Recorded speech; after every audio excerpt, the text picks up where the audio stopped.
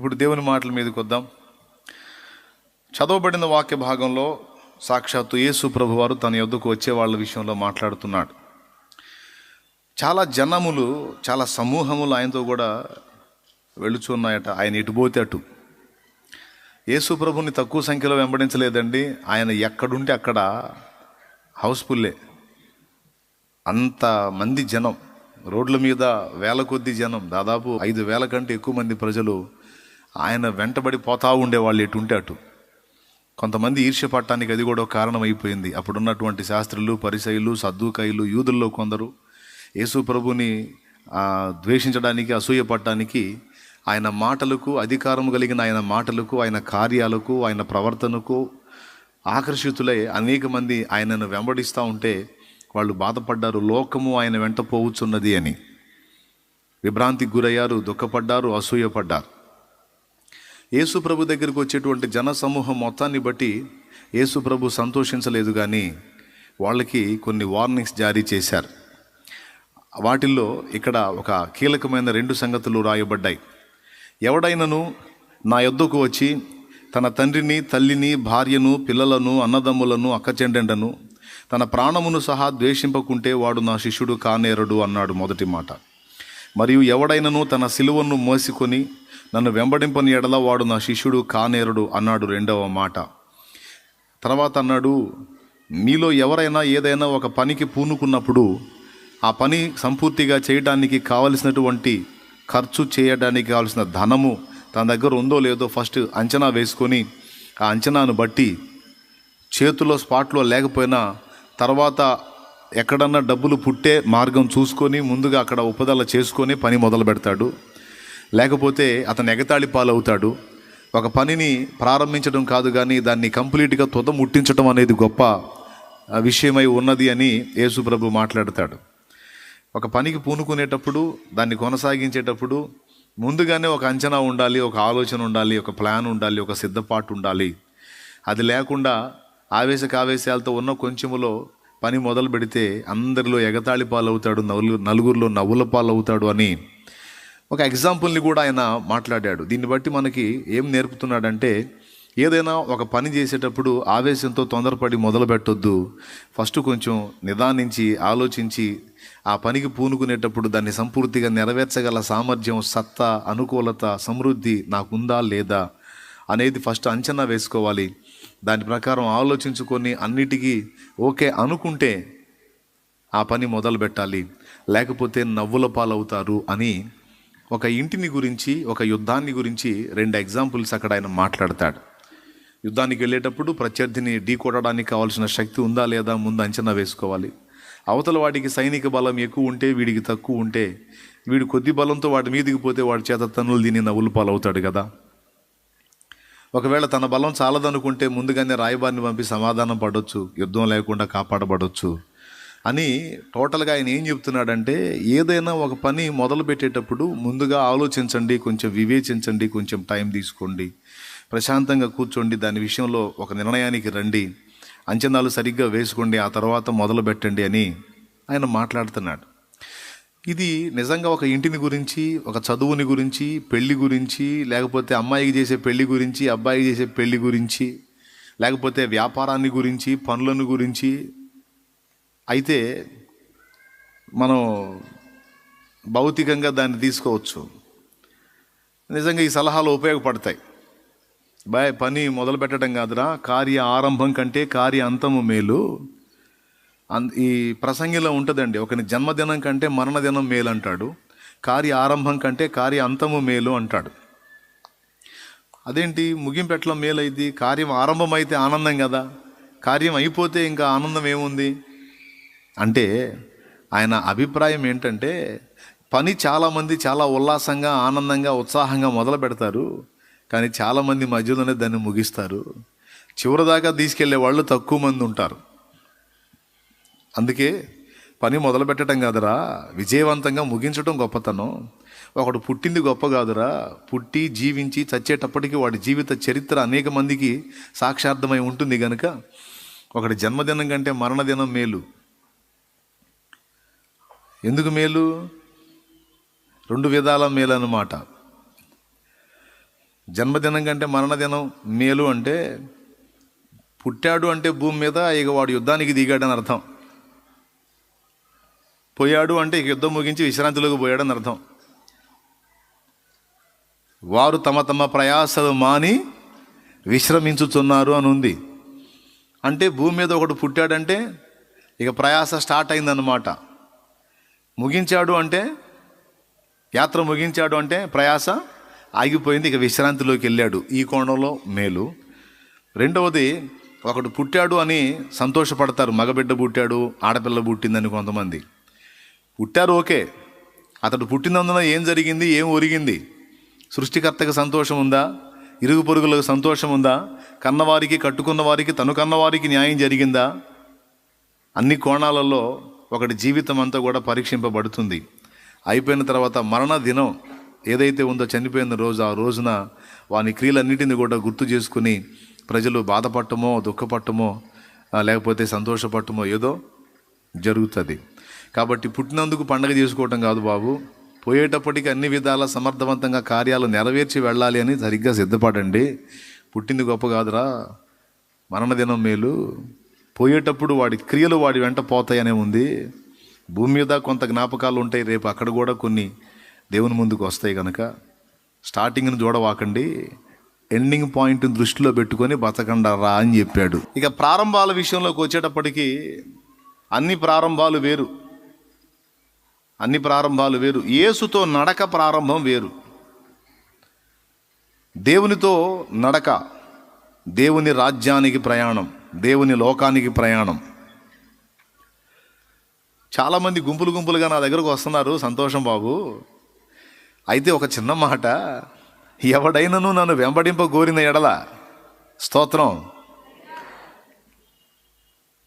ఎవడైనను నన్ను వెంబడింప కోరిన ఎడల ఏం చేయాలన్నాడు చూడండి ఒకసారి. నా యొద్దకు వచ్చి నన్ను వెంబడించాలనుకునేవాడు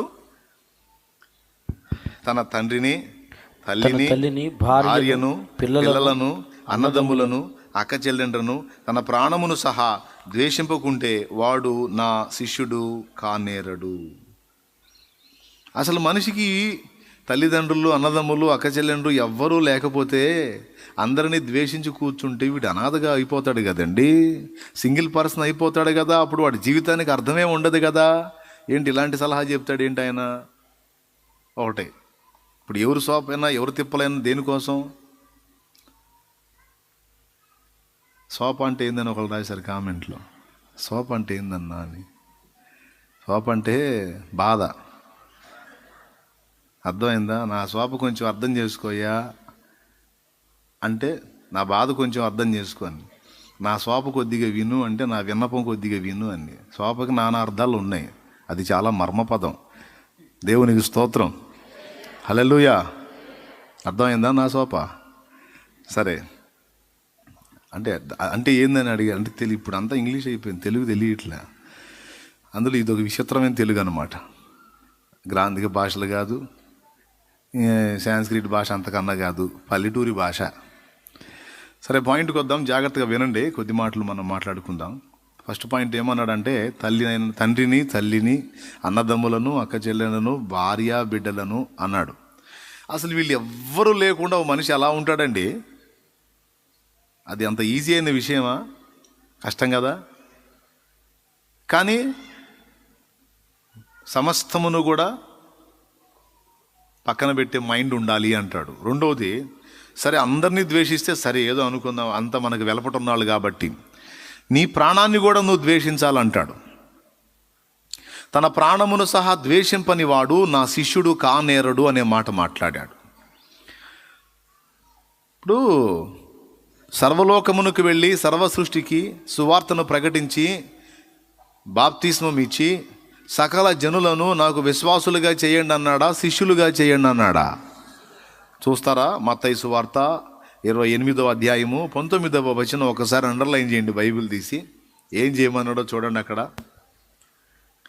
కాబట్టి మీరు వెళ్ళి సమస్త జనులను శిష్యులనుగా చేయుడి, తండ్రి యొక్కయు కుమారుని యొక్క. చాలు.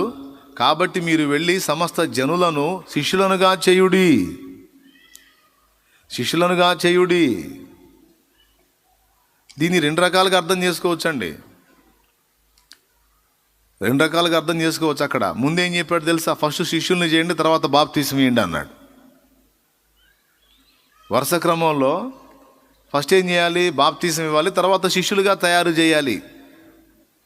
కానీ ముందేమన్నాడు? ముందు శిష్యులుగా తయారు చేయండి, తర్వాత బాప్తీసం ఇవ్వండి అన్నాడు.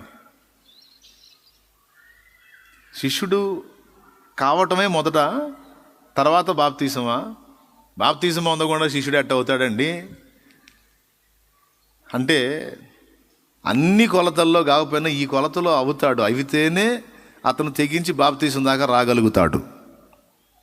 ఏంటో తెలుసా? తల్లి వద్దందనుకో, అబ్బాయి యేసుప్రభు వద్దు, ఏమొద్దు, బాప్తీసం వద్దు, ఏమొద్దు, అయ్యో మనకు పనికిరాదు అందనుకో, అమ్మ అవసరమైతే నిన్నైనా వదిలిపెడతాను కానీ యేసయ్యను వదిలిపెట్టను, రక్షణను వదిలిపెట్టను. ఈ ఒక్క పాయింట్లో మాత్రం నిన్ను నేను పక్కన పెట్టాల్సిందే అమ్మా.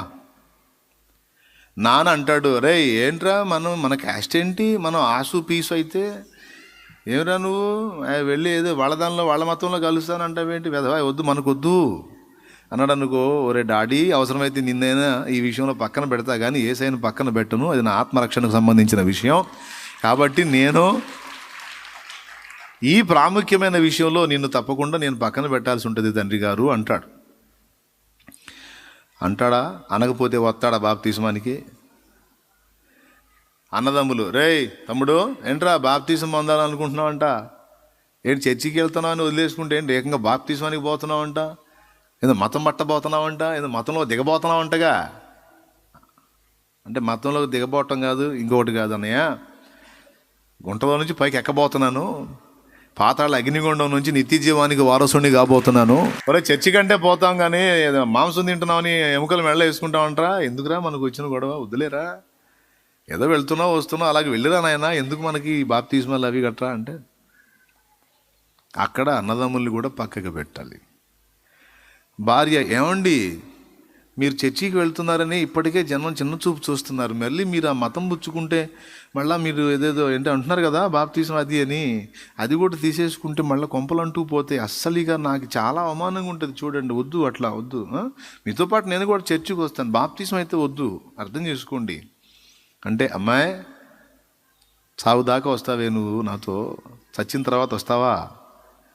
పుట్టక ముందు, పుట్టిన తర్వాత, రేపు చచ్చిన తర్వాత కూడా నాతో ఎల్లప్పుడూ ఉండేది యేసయ్య. నాకు యేసు ముఖ్యంగానే నువ్వు కాదమ్మాయి, నాతో ఆయనతో నాకున్న బంధం శాశ్వతమైంది, మన బంధం తాత్కాలికమైంది కనుక నీకు అర్థం కాక అలా మాట్లాడుతున్నావు కాబట్టి ఈ విషయంలో నిన్ను కూడా పక్కన పెడతా.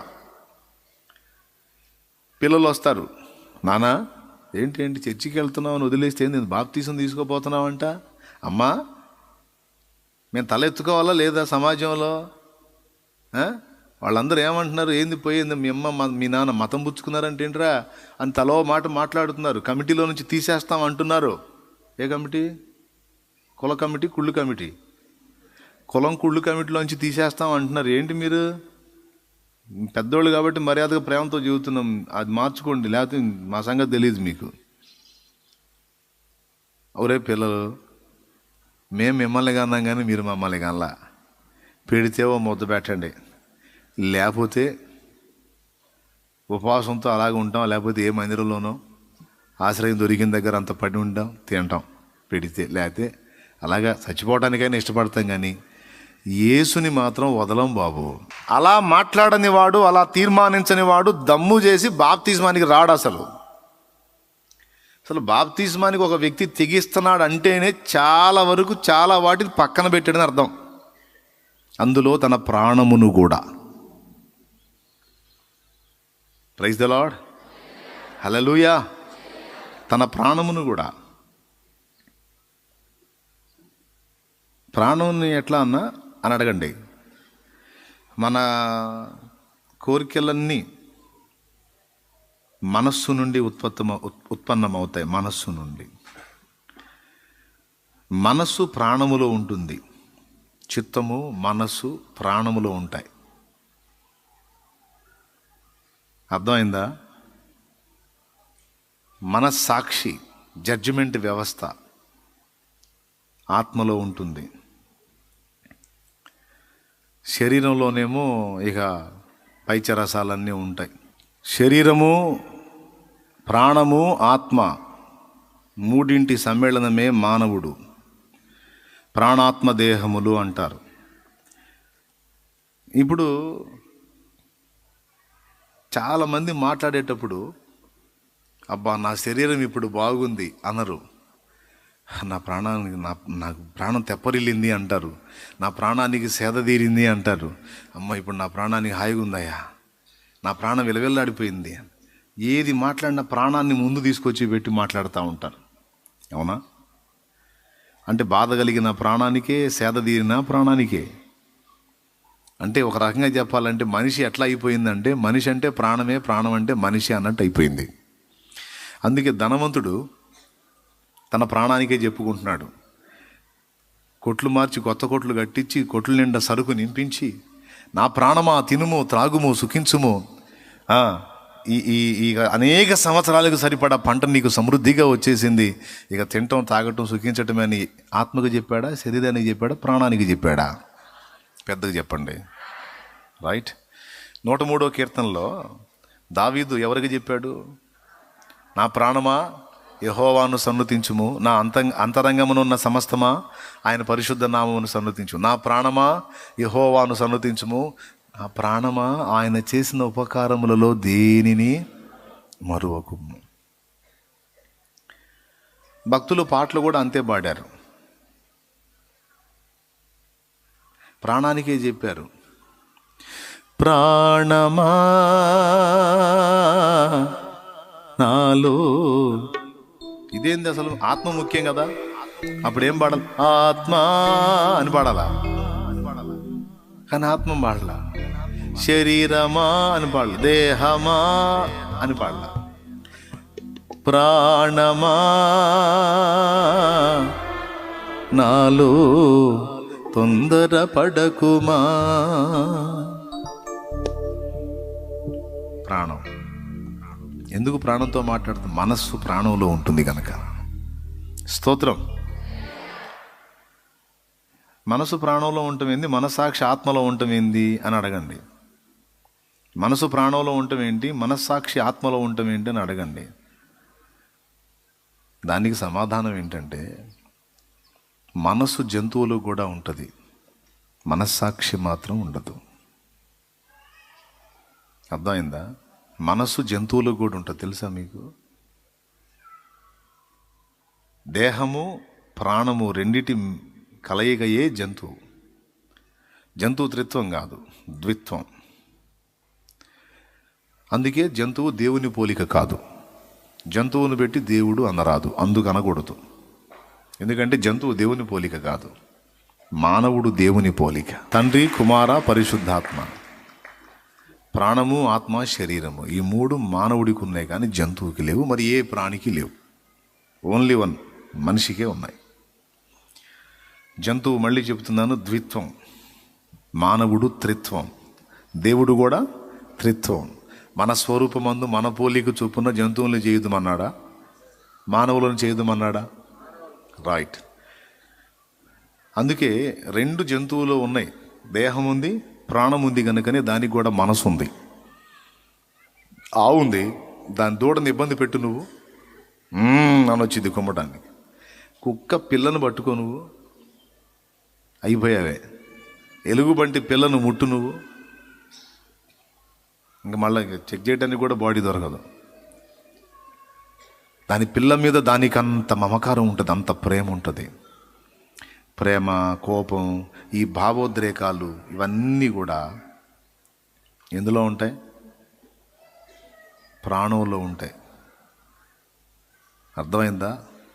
మనస్సు, ఆ మనసులో ఇవన్నీ ఉంటాయి. అందుకే జంతువు కూడా ఏడ్చిద్ది, జంతువు కూడా ఫుడ్ మానేసిద్ది.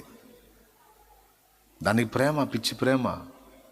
కుక్కల్ని చూడండి మీరు, కొన్ని పెంపుడు కుక్కలు ఉంటాయి. యజమాని వేరే ఊరు వెళ్ళిపోతే తిండి తిందో మళ్ళీ ఆ యజమాని వచ్చి పెడితేనే తింటుంది, లేకపోతే ఎంత పదార్థం పెట్టుగాక చూసిద్ది, చుట్టూ చూసిద్ది, పోయి పండుకుంటుంది. అది ప్రేమించేవాడు కనపడలేదు. ఆ భావోద్రేకం ఎట్లా వచ్చింది జంతువు కంటే? అది మనస్సులో నుండే వచ్చింది. జంతువుకి మనసు ఉంది, అయితే మనస్సాక్షి లేదు. మనస్సాక్షి అంటే ఏంటో తెలుసా? తప్పుని వివేచించి ఒప్పుకొని దిద్దుకునే మనసు జంతువుకి లేదు. తనను తాను విమర్శించుకునే తత్వం జంతువుకి లేదు. అది దేవునికి ఉంది, తర్వాత మానవుడికి మాత్రమే ఉంది. దేవునికి, దేవుని స్వరూపమందు పుట్టినటువంటి దేవదూతలకు, మానవులకు మహిమ స్వరూపులు, మహిమ పుత్రులు, దైవ కుమారులు. దేవదూతలకు కూడా వాళ్ళకుంది, దేవునికి ఉంది, మనకుంది.